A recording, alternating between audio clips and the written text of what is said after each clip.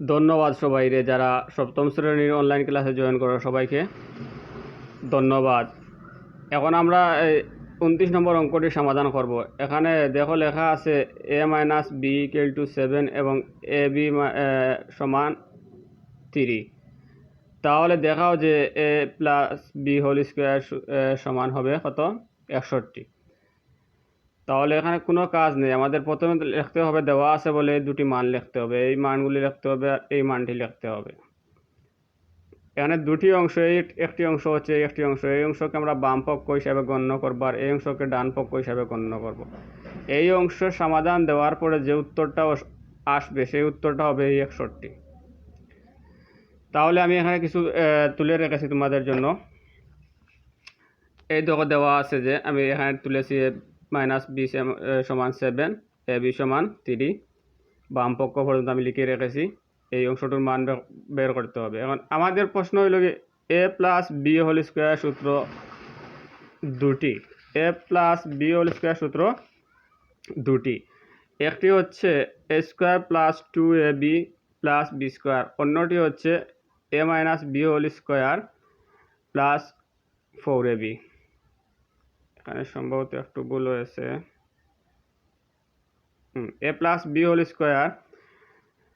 সমান a-b² + 4ab। তাহলে আমরা কোন সূত্র ব্যবহার করব? এখন একটা চিন্তায় পড়ে গেলাম। a+b² সূত্র একটি হচ্ছে, আবার a+b² সূত্র এটি হচ্ছে। কোন সূত্র আমরা বসাবো? আমরা সূত্রটি বসাবো, তখন আমরা চিন্তা করব কোন সূত্র বসাবো।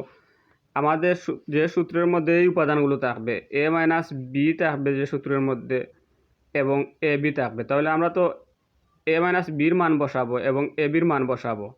তাহলে আমরা এই সূত্র নিয়ে তো কিছু আমাদের কোনো কাজ হবে না, এই সূত্রটা নিলে তো আমাদের কোনো কাজ হবে না। আমরা বসাবো a-b এবং ab-র মান বসাবো। এই সূত্র দিলে হবে না, তাহলে আমাদের এই সূত্রটা নিতে হবে। তাহলে আমরা এই সূত্রটা লিখে দেই,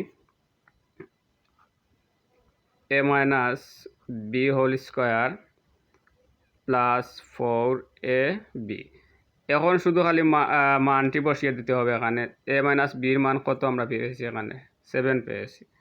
তাহলে 7² 4 যেমন আছে তেমন থাকবে। এই ab হচ্ছে ইন্টু, তাহলে ইন্টু দিয়ে আমরা এখানে ab-র মানটা বসাবো। ab-র মান হচ্ছে 3, এই 3টা বসাবো এখানে। এখন আর কোনো কাজ নেই, আমরা জানি যে 7 বর্গ করলে হবে 49, এই 49 এবং হবে 3×12, 49 এবং 12কে যোগ করে দিলে হবে 61। তাহলে আমাদের প্রশ্নে বলা হয়েছিল দেখাও যে, তাহলে আমরা লিখতে পারি, দেখানো হলো, এখানে লিখতে পারি